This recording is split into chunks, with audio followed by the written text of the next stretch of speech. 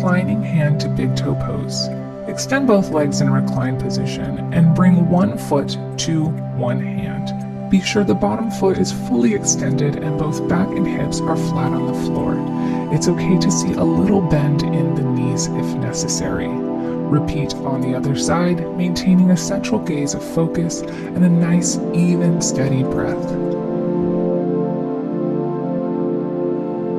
Enter the plow pose from a shoulder stand position, supine, and bringing the knees to the chest and extending the legs, bringing momentum so your hips are over your spine. Take your hands to your low back for support and begin to extend your leg above your head until both toes reach the ground above it. Clasp your hands behind your back and maintain a nice straight position with your head, keeping the chin towards the chest, and then gaze above you with hands flat on the ground, engaging the core to release out of the posture.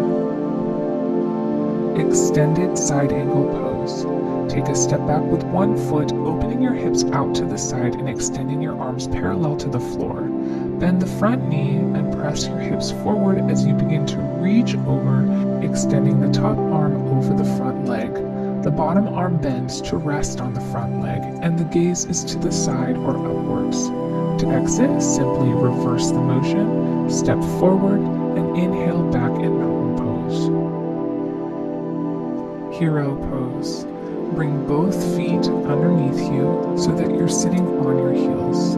Gently bring each heel to the outside of your hips, bringing both sits bones to sit on the ground in between your heels. Sit nice and tall, maintain a straight focus and deep breath.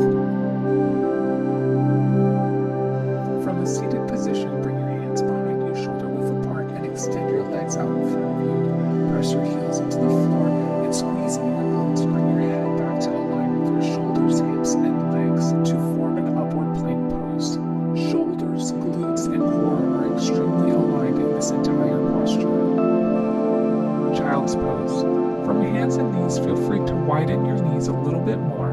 Press your hips back towards your heels, extending your arms and your back, then bringing your forehead gently to the floor. It's important that the forehead rest on the floor or the block to release your nervous system, and begin to inhale in a nice, deep, relaxed position here. If the stretch is too much, feel free to bring your hands behind you, relaxing the shoulders down towards your thighs.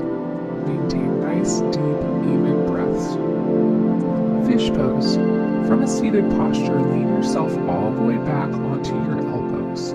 Bring your back into a nice arch, lifting your chest and your chin towards the ceiling and allowing your head to fall back until the top of the head gently touches the floor. This posture is supported by your core and your arms and should not be supported by your head. In order to release, simply tuck the chin and bring yourself back down into the corpse pose.